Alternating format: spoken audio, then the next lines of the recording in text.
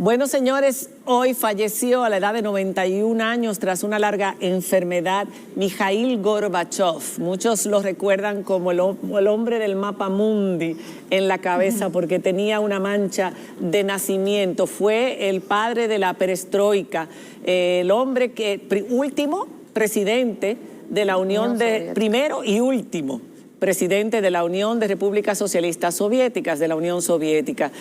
Gorbachev hizo un cambio que no creíamos que podía suceder sin derramamiento de sangre. Terminó con la Guerra Fría entre la Unión Soviética y Occidente. Fue un periodo de sorpresa para el mundo, como Rusia se abrió. De hecho, bueno, Rusia no, en ese entonces la Unión Soviética, la glasnost y perestroika fueron dos palabras que empezaron a utilizarse mucho en los años 80.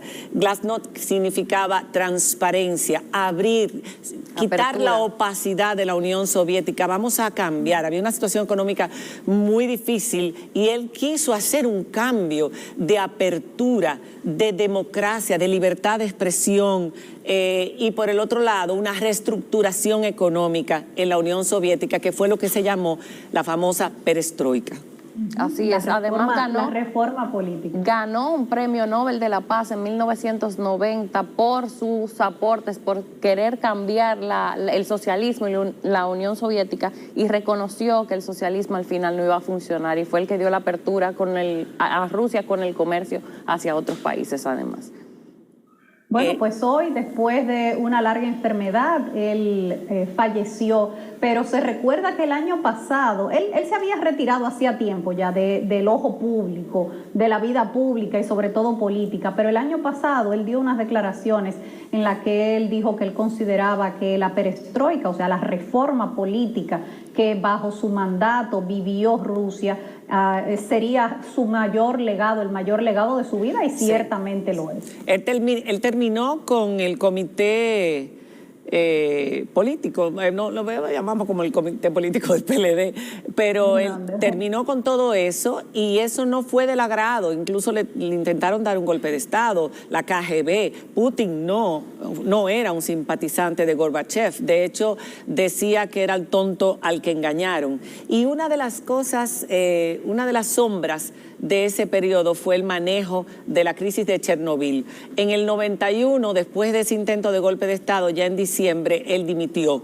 Y luego pasó un periodo difícil, porque al venir la crisis económica y al cambiar todo, bueno, Gorbachev vivió muchos años dando charlas aquí y allá, hizo muy buenas amistades con Reagan en ese entonces, el gobierno de Reagan, el gobierno también de la dama de hierro, Margaret Thatcher, y el mundo entero, en sentido general, agradecieron muchísimo a este hombre que terminara con una guerra fría que el mundo no sabía cuándo ni cómo iba a terminar, y temía que pudiera ser de una forma terrible. Y gracias a Dios no fue así. Sin embargo, fíjate, Diana, yo estaba leyendo que algunos íntimos amigos que tuvieron contacto con él en estos últimos años, porque desde el periodo de la pandemia fue internado, dijeron que él estaba muy triste por lo que Putin estaba haciendo ahora con la guerra contra Ucrania, que él sentía que el trabajo de toda su vida se había ido en humo, se había destruido, porque incluso hay emisoras de radio que están cerradas, hay una ley en contra de hablar. O sea, hay un control de la libertad de expresión.